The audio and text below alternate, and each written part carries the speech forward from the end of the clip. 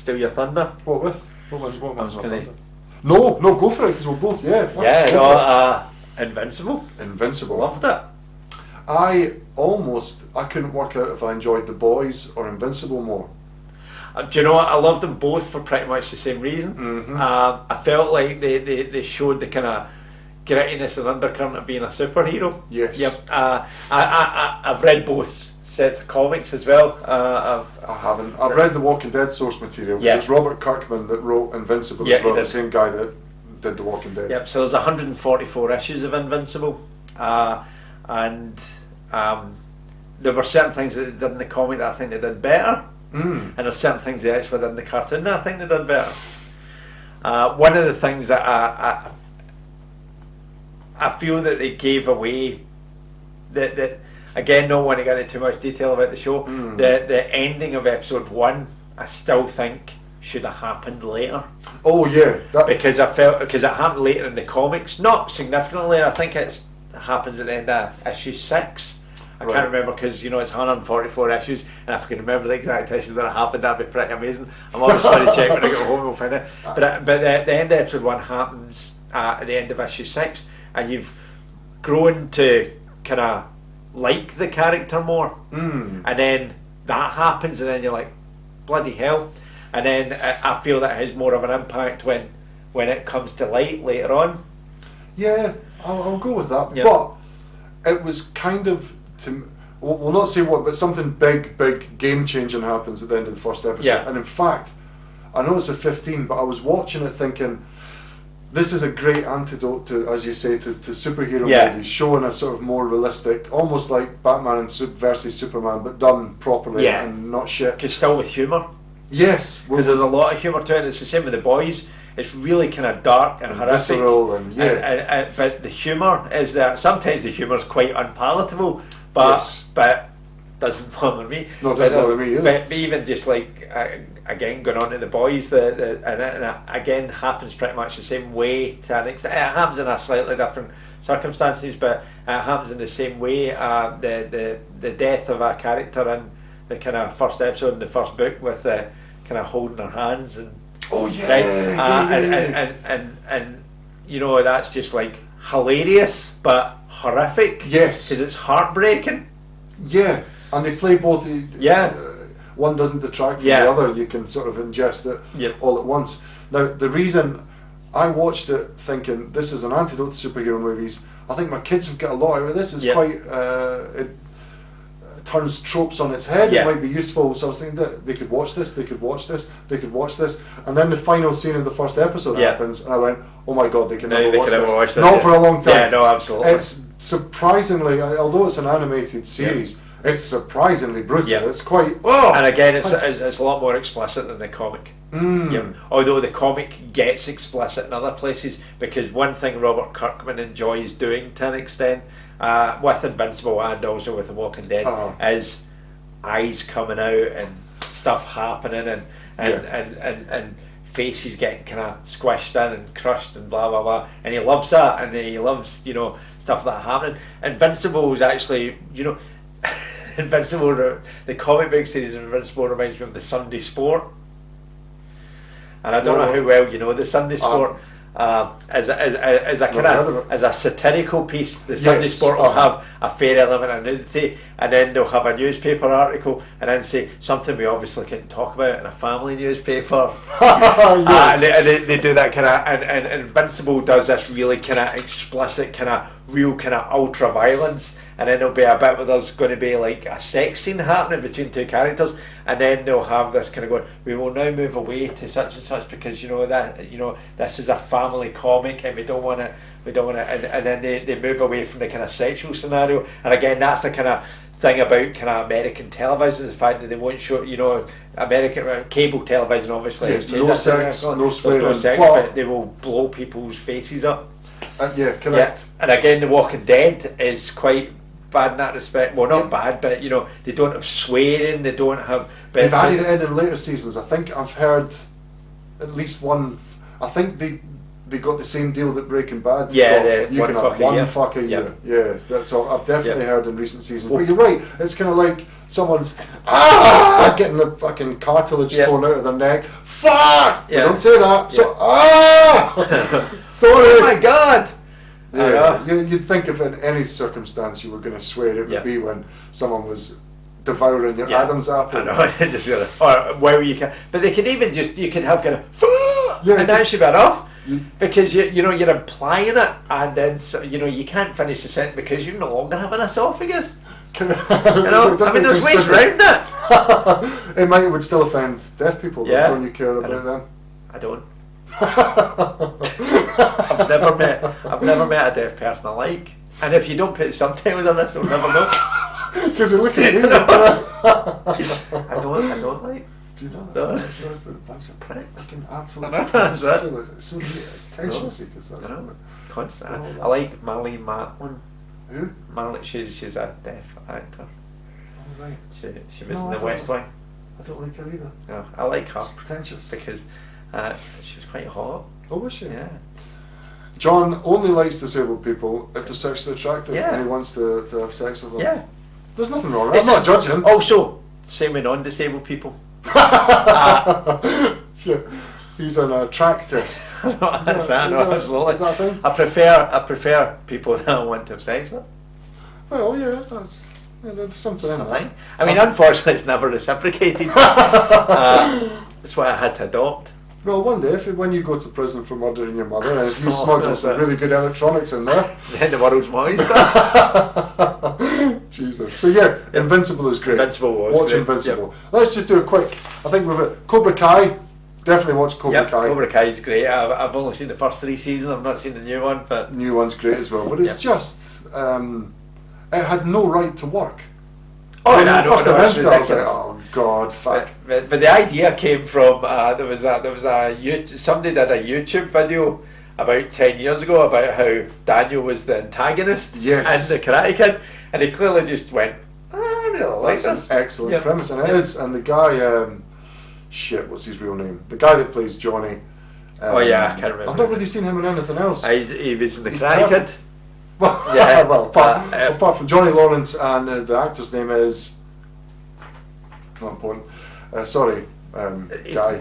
not Ralph Macchio, who you've not seen him much either. I mean, really, Karate Kid, Cobra Kai, and My Cousin Vinny. My cousin Vinny. He was in. Oh shit! What was the David Simon thing? Same guy that did The Wire. It was great as well. It ran for 3 seasons, and it was Tremaine? called. No, it was called. Vino? No, it wasn't Vice. Fuck, what was it called? The something. Well, encyclopedic knowledge of TV. The Juice?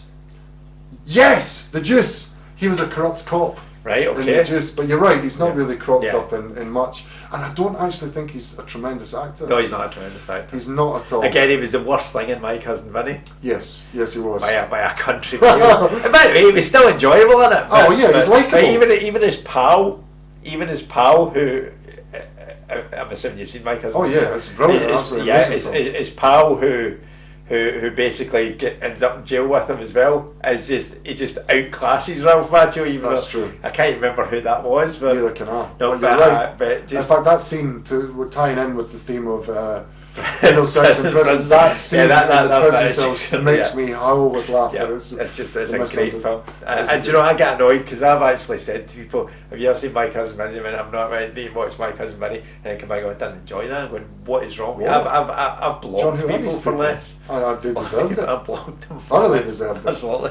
Horrible. I know. Inconceivable. Yeah, if you're one of these people, Just don't stop watching. yeah, stop watching.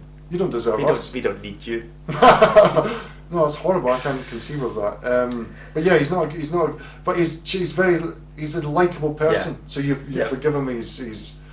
He can't sell things very well. But yeah, he's even the like- worst thing in Cobra Kai. Yes. Because just the kind of going, Mr. Miyagi would say that this, and then you'd have this kind of slightly, it seems almost racist Oriental music for him, and then you would get slow motion of him kind of going, Ah, that's it. and then you just see his daughter going, That's it. no.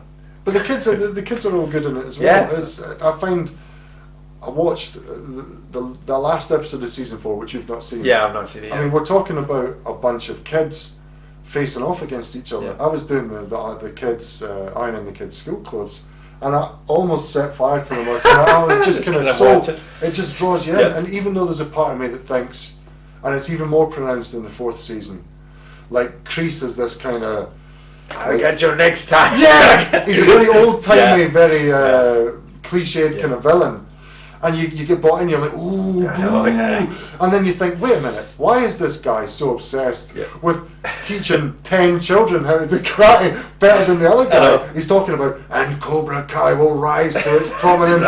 It's like, what are you doing? This is not important. What the fuck is wrong with you? But you but you're not in Vietnam. No, I don't think. It's mental, but again, you just go, it's fucking great. Yeah. No, absolutely. Yeah. But again, it's the suspension of belief, and it's again that 80s B movie. Yes. Kind of feel that we didn't talk about it online, but we're talking about another TV show that has that kind of quality of, it plays to its own strengths and kind of go, if you watch this and the characters are obviously taking it seriously, but everyone involved in the production, whether it's the writing or the acting or everything, they're having a whale of a time. It's almost like the characters turn around and go, yeah, absolutely. But so they in their mind they're just kind of going, this is the most important thing in the world, but at the same time you know that it's not. Yes. And it's just, and Ralph Macchio is kind of going, this is brilliant. I mean, this got me out of retirement. And you've got Johnny kind of going, what else is I doing? Having a great time, kind of going. William Sabotka. Yes. How does the human brain work like that? It just... I know, you stop thinking about it. And then, that's it. But he's just great. I mean, some of his lines in Cobra Kai have just been excellent because, and you can tell that it's just kind of going, well, I mean, this is terrible. We're going to get him to say it, and we're going to make him just realise, he's still living in the 80s. That's the brilliant thing. Like, again, you've got... He's still got a glory day of being a jock. And all the old 80s metal bands. But what I love... He's almost like California Man. Like he hasn't actually had a life. He's just literally stepped out of 1985, fully grown. I like because it's preposterous that he wouldn't know how to use the internet. I love that they've just made him. It is like he's just travelled forward through time. Still thinks Pauly Shore's a thing now that you mentioned California Man. It's perfect and very laugh out loud funny, and very knowing and very. But at the same time, there's a tension and there's a real kind of. Precisely. So the they stakes, you care about them. You do absolutely. The season 2 finale with the down the stairs, fight in the school. You do absolutely kind of go. It is definitely one of the best things on TV. Absolutely. So we've probably missed some out. I had some others here. I do my spectacles. Always Sunny. We can talk about that. You've not seen it. I've not seen the new season. Return to form. I thought Always Sunny in Philadelphia. Especially they go to Ireland for in the last 5 or 6 episodes, and Colm Meaney's in it. Oh right, okay. Yeah, good God. Colm Meaney's great in everything he's in. It is amazing. Yep. Superstore, of course, one of the funniest things that we've both seen in years. Superstore. I loved Mark McKinney, who was one of the kids in the hall. Oh. Did you ever watch Kids in the Hall? They were years ago. They were a Canadian comedy troupe. So he was one of them. The guy played Glenn. Yeah. Oh really? Was he one of the kids in the hall? He was one of the kids in the hall. He's put on a wee bit of weight. But again, I noticed that in the most recent season, Mark McKinney's clearly lost a bit of weight, and there was points where it looked like he was pushing his stomach out because he clearly actually looked a lot healthier than he had in previous year. I never caught I like the kind of the weird kind of clash that he and Dina have. Yes, because just the two of them are a remarkable kind of double act. I think so. Dina's probably my favourite character of the whole thing. Yeah, I like Dina, Glenn, Garrett, but they all get a chance to. Yeah, they're all brilliant. They're all brilliant. They all work off each. It's the best ensemble cast in a comedy I've seen in a long time. Absolutely, and again they all have this kind of caricature quality, but a roundedness about it. Yes. So you've got this kind of he's the guy that works in the warehouse. He's that kind of silly cliche, but you sometimes see kind of behind a bit of pathos. Yeah, no, absolutely, and human tragedy. But it plays it never allows things to lapse into sentimentality. Yeah. A lot of comedy shows that go on for a long time, they forget to be funny. Yep. They're like, oh, we love these characters. They don't need to be funny anymore. You just feel comfortable with them, and they can, and that's the but death. They don't. They always know when to. It's quite. Oh God, what am I trying to say? The humour is sometimes quite surreal. Oh yeah, no, absolutely. It's very barbed, and it's kind of the timing of the jokes and the performances are perfect. If it lets you have a little sweet moment, it doesn't let it last for too long. But remember, this is a comedy show, but in a way that doesn't ruin the nice moment that you've had, the sentiment or the emotion. Yeah, it's great. Yep. I love those tiny callbacks in it, but they never turn it into a real continuity thing. Whereas a lot of TV shows have suffered from a lot of TV shows have suffered from having no continuity, and then other TV shows have flipped the other way, where they just push the continuity to, like, one of the ones I can think of is How I Met Your Mother became so continuity heavy. I never really. I dipped into. You're not probably not missing much. It had pretty good moments, but there was times when you would see like a goat in the bathroom and go, but we'll get back to that later, and then 3 seasons later you'd find out when they go in the bathrooms, but sort of thing. So it almost kind of created this kind of universe that just kind of dipped in and out, and never quite contradicted itself.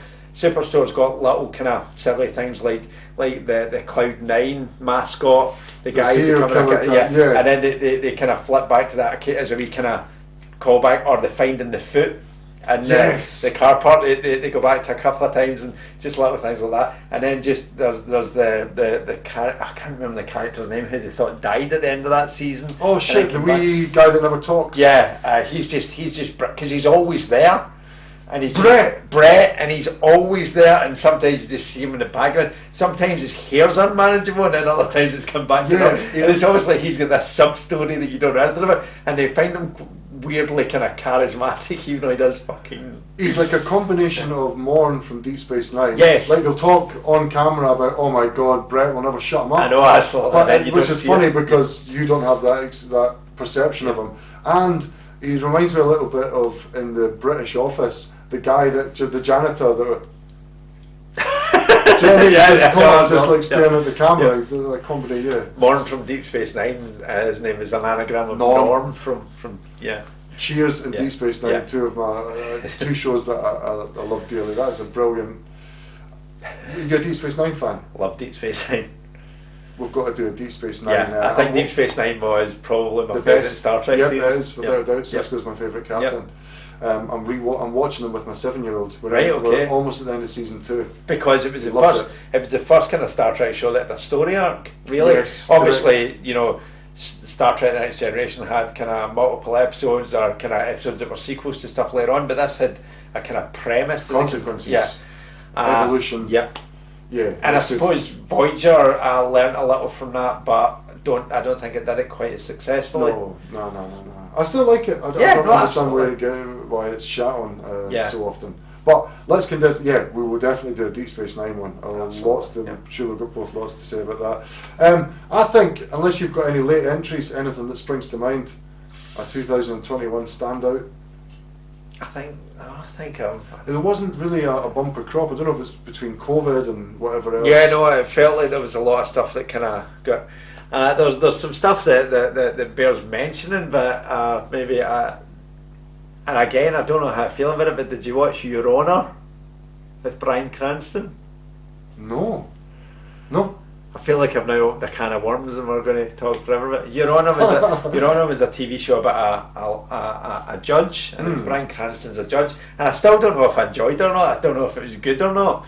Right, but basically, he's a judge, and his son accidentally knocks over a guy on a bike, and he basically has an asthma attack, and he's trying to call for help, has an asthma attack, can't talk, and the boy dies in front of him, and then he just panics and does a runner. The boy is the son of a gangster, and then it's this kind of game of cat and mouse between Bryan Cranston trying to cover up what his son's done, and this gang leader trying to get to the bottom of who killed his son. That sounds awesome. It's 10 parts, and that sounds great. I enjoyed it, but at the same time, felt it could have been better, and I felt like it'd almost been better if it wasn't Bryan Cranston in it. Right. It felt like they just went, let's get Bryan Cranston in this. But I enjoyed it. I watched all 10 episodes, and there was never a point where I thought, why am I still watching this? But I'm in. Yep. And do you know, when you were talking there, it reminded me of Curb Your Enthusiasm a little bit. Did you watch? I've still not seen the most recent series of Curb Your Enthusiasm either. Right. The one that was just out? Yeah. Right. It's great. Yeah. There's a scenario in that's reminiscent of Larry gets press ganged into. He's doing a pilot show called Young Larry. Oh, right. A series, some sort of thing ensures that the brother, someone dies on his property, and he ends up beholden to the dead guy's brother, who says, I'm going to blow the whistle on you. Something to do with violations of the swimming pool, if you don't cast my daughter in one of the main parts. And she's like the actress is brilliant, because it must be really difficult to play someone who can't act. Yeah. You must have to be a really great actress to do that. Like Naomi Watts in Mulholland Drive. Yes, definitely. Because there's like, I'm assuming you've seen Mulholland Drive. I'm assuming. There's it's my favourite film. But there's one scene before the whole kind of blue box thing happens, where she actually is a phenomenal actress, and then the rest of the time it's really kind of like it looked. My take in Mulholland Drive is the fact that Naomi Watts, for the first 3/4 of the film, is a bad actress trying to replay a scenario where she's a good actress, and then there's one bit where it works really well, and it's the scene where she's doing the audition with the guy, and then of course it completely flips after there's the element with the blue box later on, and I think Naomi Watts is phenomenal in that film, because she does a really good job of not being a very good actress by really. Anyway. Yeah, no, you're right, and something similar happens with this character as well, because she's Hispanic, and she's supposed to be playing a New York Jew, and she's like, the character's not supposed to be heavy set, and her line delivery's like terrible. She puts emphasis on all the wrong bits. She's kind of crazy. But there's a scene where she's being filmed, because the network, we need to see reels of this person, and she gets into a fight with Ted Danson and Larry's ex-wife, and it's filmed, and everyone's like, oh my god, she is terrific, she's terrific, but she's not acting, she's genuinely like assaulting them, and they just have the emotion. Oh my god, it's brilliant. I need to watch it, because I do love Curb Your Enthusiasm, and I think again you get the comfortable shoe feel of Curb, but I always love it. You can't not love Larry David, but I think this season's definitely back. So, and Leon, holy shit, I love that guy. You tell that Larry. And it was really weird, because he was first kind of introduced quite late on. I was just kind of, what are they doing? Yeah, you just kept him in just about every episode. He's fucking amazing. He is so funny. JB Smooth. Smooth. So anyway, those are our recommendations for some things relate to 2021. A lot of things not. We march to the beat of our own drum. What can we say? John, it's been an absolute pleasure talking with you on this. I hope you've got something out of it, if only some recommendations. If not, you can just do what everyone else does. Any recommendations for any good box sets? Just Google it. Yeah. Or watch this. If anyone would like to go on to the YouTube page and just write shite 100 times, just to save me doing it. Yeah. Or what's your mum's name? Her name's Elizabeth. Or just to write Elizabeth, die bitch, die. Yeah, absolutely. And I can send your address. Send pictures of your genitals to Elizabeth. We'll put up the email address, and we'll see if that'll. I'll either kill her, or I'll have a new stepdad. I'll be a messy, just another person to kill. Fuck. It's getting messy. Right, folks, thank you very much for watching. Tatty bye. Bye. Oh, I don't think I'll use that expression again.